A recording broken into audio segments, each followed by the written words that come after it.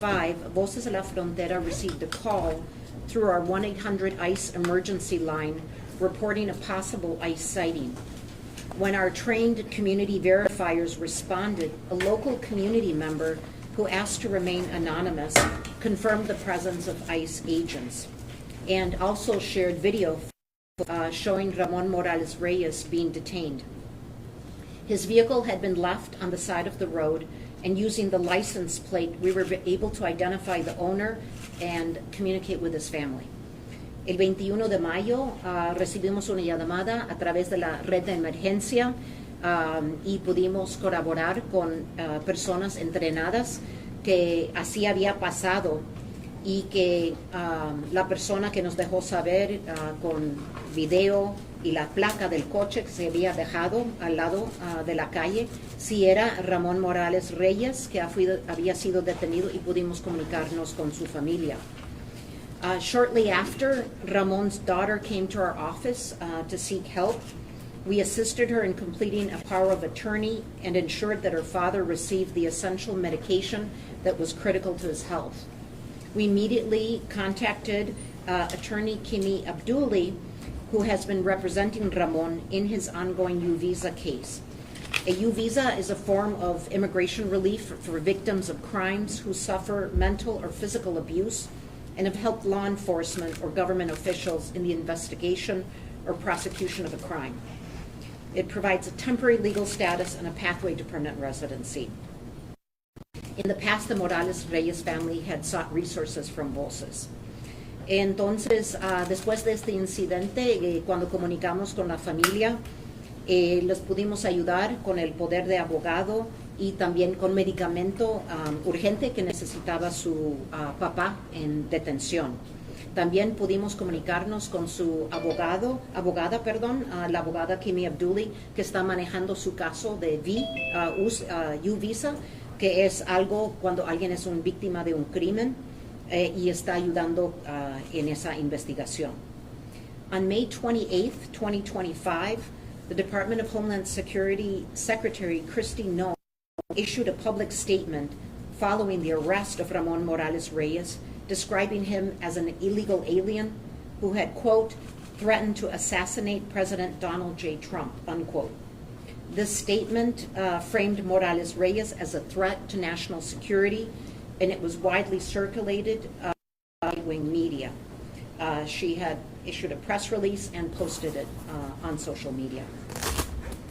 El 28 de mayo, la secretaria Kristi Noem del Departamento de Seguridad hizo una declaración, comunicado de prensa pública y lo puso en los medios sociales sobre el arresto de Ramón Morales Reyes, diciendo que era un ilegal y que había tratado de asesinar al presidente Trump.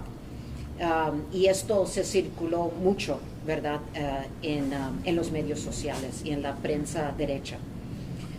A family member called our organizers, letting us know that this was impossible, as her father had very little formal education and could not read or write in Spanish, let alone perfect English.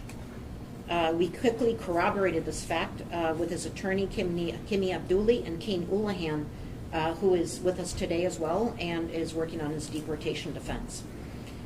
So su hija vino para, cuando esto se dio a conocer, para decirnos que era imposible que esto sea real, porque su papá tiene educación muy limitada y que él no puede ni leer o escribir en español y definitivamente no puede comunicar en inglés perfecto.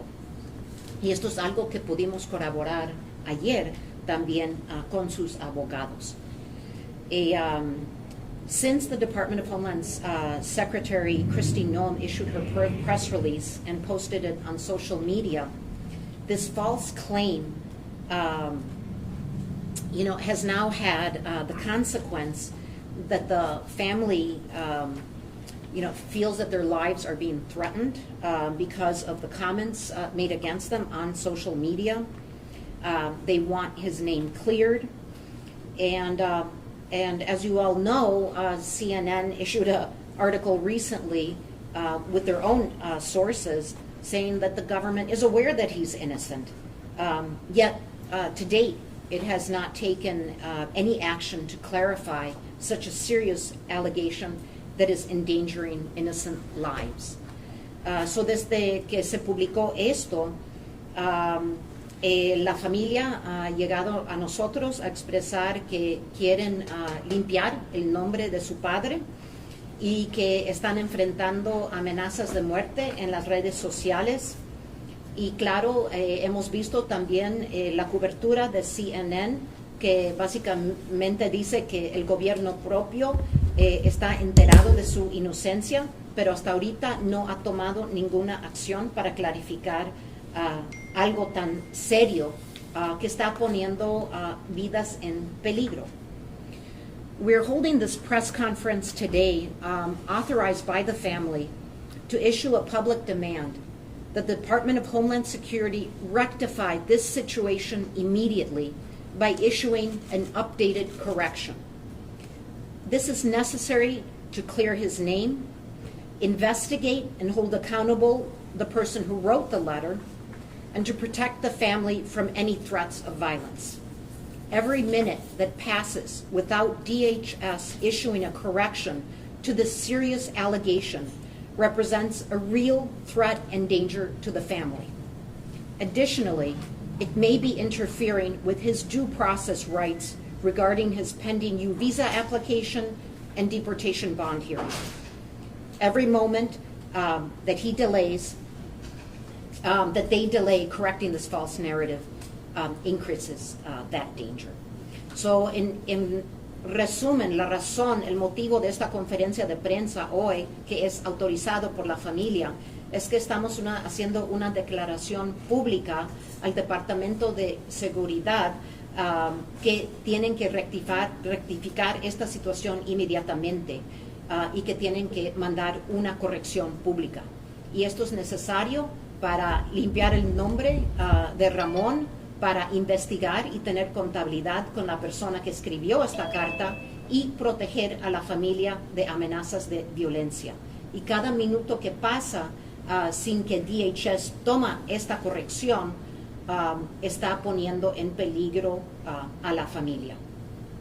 Y también posiblemente afectando el proceso de derechos constitucionales en sus casos pendientes en la Corte con la aplicación para la U visa y en su defensa en contra de la deportación.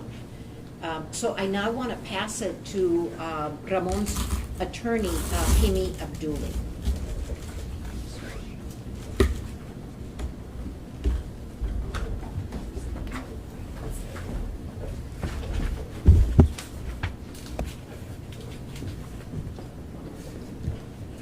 Hello everyone, I'm Kimi Abduli. I am the attorney for Ramon Morales Reyes. Better. So I'm Kimi Abduli, the attorney for Ramon Morales Reyes. I do represent him on the U visa application that he currently has pending. Buenos días, yo soy la abogada Kimi Abduli, soy la abogada de Ramon Morales Reyes y lo estoy representando en el caso de la visa U. I just received information, yesterday regarding the letter that was shared, and as Christine mentioned, after looking at what was posted, and what I know of Ramon, there's just really no way that it could be even remotely true. So, I'm just here to kind of corroborate, as Christine said, and as other outlets have heard by now, that this is just false, and we're here to try to clarify his name and try to get information out there that this really could not have been something that Ramon would have said or written. And we're asking, as Christine mentioned, for a clarification and a correction of this from DHS to clear Ramon's name of anything having to do with this. And then we can open up to questions afterwards. Kane, do you want to?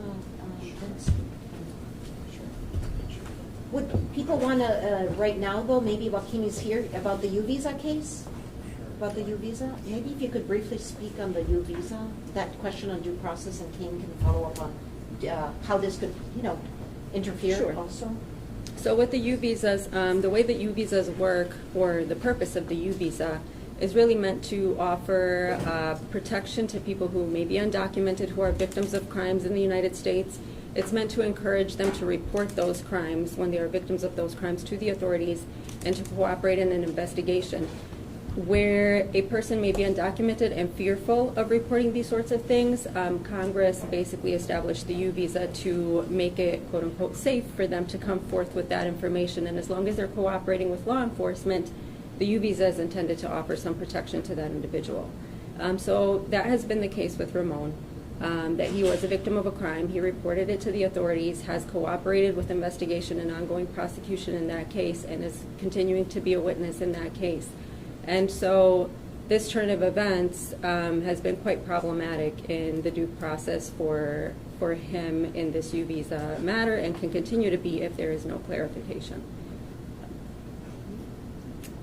So, and Ahora, le quería preguntar, él fue detenido por la razón de la carta que supuestamente había escrito, o por qué razón él fue detenido. hasta ahora, la verdad, no estamos muy seguros. Parece que sí, que, bueno, no lo tengo claro que si primero habían recibido esa carta y luego fue detenido, o si recibieron esa carta después. Realmente no estamos muy seguros en este momento. Parece que sí, que tal vez habían recibido esa carta y con esta información luego lo buscaron y lo arrestaron, pero no es algo que realmente lo tenemos muy claro ahora.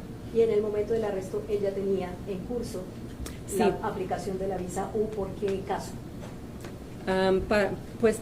Sí, tiene el caso de la visa U pendiente. Lo entreguemos, de hecho, o lo tramitamos el mes pasado. So está en proceso el caso, pero el caso el caso criminal de lo cual él fue víctima, esto había empezado desde mucho tiempo antes. ¿Ustedes creen entonces que alguien más escribió esa carta? Esto es lo que están sospechando, pero quién fue está bajo investigación, no sabemos. What is the timeline for the U visa normally? How long do you have to wait to get this? A long time. So with U visas, there's a cap on those, that the government cannot grant more than 10,000 per year, and that cap has been filled for quite a while. Currently, from the time that you file a U visa to when you receive the actual U visa, is taking a minimum of about 7-8 years. Is it around there? And it could be more, because we don't know how many are pending, so that time could actually be longer. And I think the question that was made, and then we can do a Spanish, maybe, I mean, if you do maybe a brief, Yes. Spanish summary too. But the question in English was about, there's been, in that article, the CNN article, there was they said that investigators think that it was the person who potentially, the person who actually wrote the letter was the person who Ramon is testifying against in this U visa case. And just, I think, like you, Verdad, if you want to respond in English to it. Sure. That was. So as far as the question was basically who may have presented this letter and whether he was arrested because of ICE having received this letter or after, or kind of what was the context of that. We don't have enough information, I think, right now, or it's not clear whether the letter was received first and then he was arrested as a result of that, or if he was arrested and then the letter was received after. We're not clear on that timeline. And the letter itself, there isn't an investigation on this, is my understanding at this time, as to whether, like, who wrote it, whether it may have been the defendant in that criminal case on which Ramon is a witness, or if it was someone else related to him. At this point, we don't have enough information to say. That's kind of an ongoing investigation right now. So. Can you say the nature of that case that Ramon was a witness in? He was a victim of I don't have the exact charges in front of me, but it's essentially an assault case, an armed robbery and use of force, and I think reckless endangerment of safety. In Milwaukee? In Milwaukee, yes. You know how long ago that was? Over a year ago. Don't quote me on the time exactly, but it has been more than a year, so I don't have that. right in front of me. Oh. Question from the media. You might have answered this first part already, but how could this affect the case for which he was a witness? And second, has that trial been scheduled already? It is scheduled for trial for July, so that case is still ongoing. The way that it could impact it is that he's a primary witness to that because he is the direct victim of it. So without that witness being available to testify as a witness against the accused, that can certainly negatively impact justice being carried out in that case. So in that sense, I think it's important that he be available. Abogada, ¿puede decir en español, por favor, el crimen del que él fue víctima? Él fue víctima de un asalto grave aquí en Milwaukee y bueno, pues, ¿cómo sería? Reckless endangerment de seguridad. So fue básicamente, en resumen, como un asalto grave aquí en Milwaukee. ¿Y puedes decir en español también lo que acabas de explicar, que cuándo es su corte y cómo esto puede afectar su caso? Sí. So, la corte que tiene, pues la audiencia final para el caso criminal que tiene está ahora calendario para julio. Y bueno, eso puede afectar el caso porque si Ramón es el testigo principal en el caso y no está disponible para poder proveer su testimonio acerca de lo que sucedió, eso puede afectar la justicia en el caso de lo cual él fue víctima. ¿Cuál es su mensaje para la secretaria Christine Noem, que dijo que gracias a los detectives, a los investigadores de este caso, pues detuvieron a un inmigrante ilegal que amenazó la vida del presidente Trump?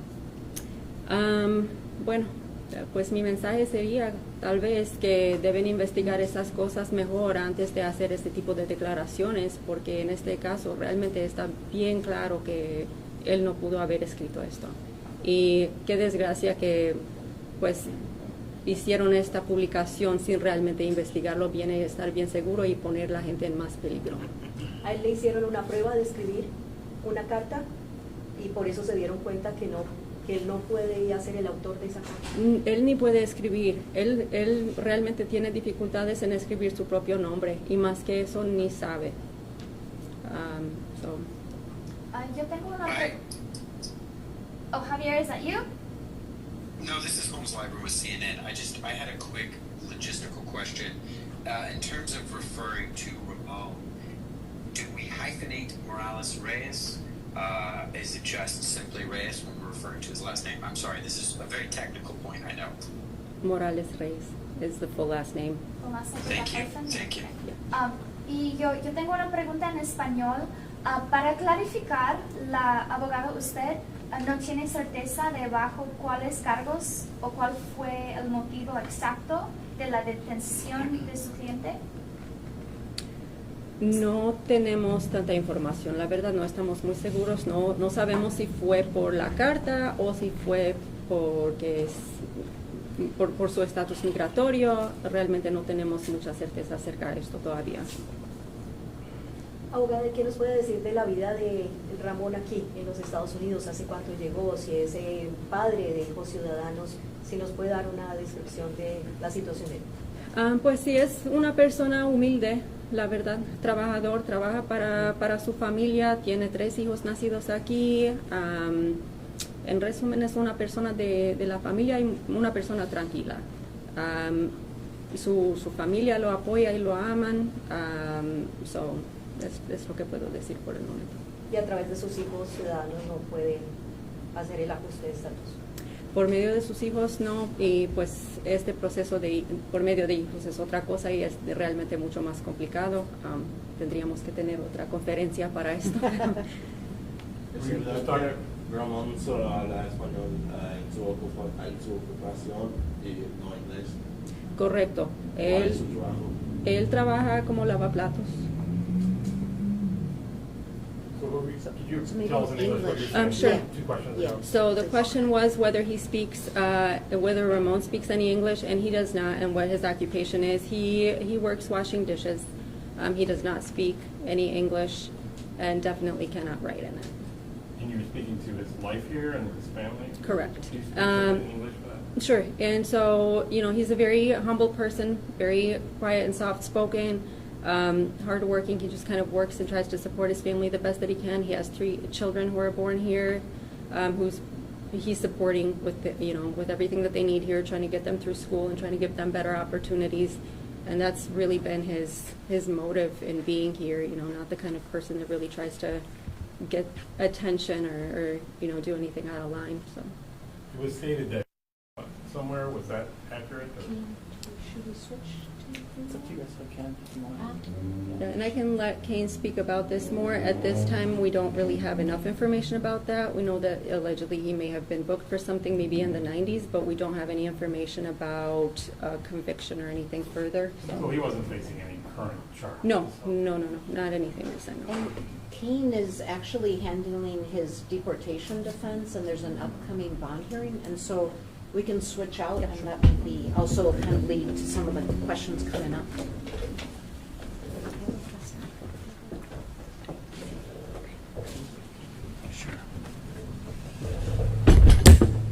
Hi, everyone.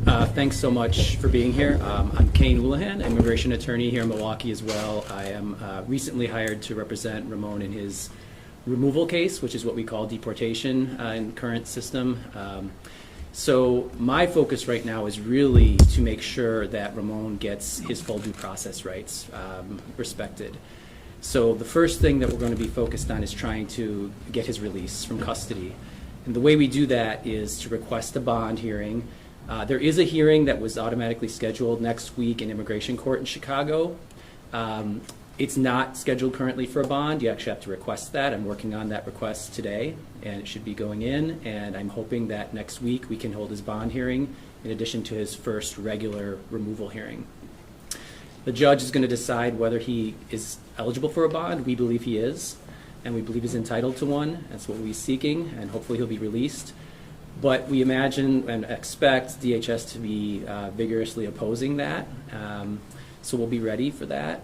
And it will be up to the judge to decide. And then if either party decides to appeal, there could be an appeal. So it's really sort of up in the air right now whether he's going to be released or not. The next step after that will be to figure out whether he has any relief to try to stay in the country legally. I believe he may, but again, this is still early, and I'm going to be investigating his options. And if he does have a way to try to stay here with his family, we'll be pursuing that. So, para comenzar, gracias por invitarme. Soy el abogado Kane Houlihan, soy un abogado de inmigración aquí en Milwaukee y ahorita apenas me contrajeron para representar al señor Ramón en sus procedimientos de deportación en la Corte de Inmigración en Chicago. Nuestro enfoque ahorita es que respeten los derechos del proceso bajo la Constitución y las leyes de los Estados Unidos, que él tenga su día en corte. Él está programado para una audiencia inicial la semana que viene en Chicago y es una audiencia preliminar. Estoy también pidiendo una audiencia de fianza porque el meta más fuerte ahorita es pedir su liberación porque creemos que es elegible y vamos a pelear para una fianza. Obviamente estamos esperando que el Departamento de DHS va a oponer esa moción de fianza, pero vamos a estar listos para eso y va a estar en manos del juez decidir si le otorga una fianza o no. Y obviamente cualquier decisión del juez está sujeto a una posible apelación, entonces está muy inseguro de que si él va a salir o no va a salir, pero estamos haciendo todo posible para que él salga y para estar con su familia. Después de eso nos enfocaremos en ver si él es elegible para algún amparo o alguna aplicación que puede hacer para permanecer en los Estados Unidos a lo largo. Estamos en investigación todavía, entonces no se sabe realmente si él va a poder quedarse o no, pero por eso estoy en su caso y vamos a estar aprovechando de cualquier opción que él tenga. Abogado, el Departamento de Seguridad Nacional dice que él entró 9 veces a los Estados Unidos entre 1995 y el 2008. ¿Usted puede confirmar esa información? Bueno, de hecho, no puedo confirmar, es posible. Bueno, sabemos que en muchos casos de inmigrantes que tienen mucho tiempo en este país, a veces han salido por varias razones y han entrado de nuevo. No sé si es el caso del señor Ramón o no. Pero de hecho no es un punto muy clave porque hay otros remedios que se enfocan en los últimos 10 años, por ejemplo, y sabemos que él tiene más de 10 años continuamente viviendo en este país. Sí, claro que vamos a confirmar esta información, pero vamos a enfocarnos en lo más relevante en su caso, que sería sus lazos a este país, que tiene bastantes, su tiempo aquí, y qué tipo de persona es, su carácter y todo eso. Sorry, yes, thank you for the question. There was some report that he had been in and out of the country a number of times. I think it was reported that maybe 8 or 9 times between the 90s and the early 2000s. I can't confirm that. That'll be part of my investigation and checking with him and verifying all that. But really the focus, that's not necessarily relevant to whether he can stay or not. The relief that we're looking at in immigration court is really going to focus on the last 10 years and other factors like his ties to this country, which he has substantial ties, his character and things like that. So not sure about that yet, but really what we're going to do is look at the most relevant information and put our focus there. Can you answer what part of Mexico he's from? Oh boy, I'm not sure. Can you? I don't think that I can confirm right now. I'm not sure. Don't know that off the top of our head, yeah. Yeah.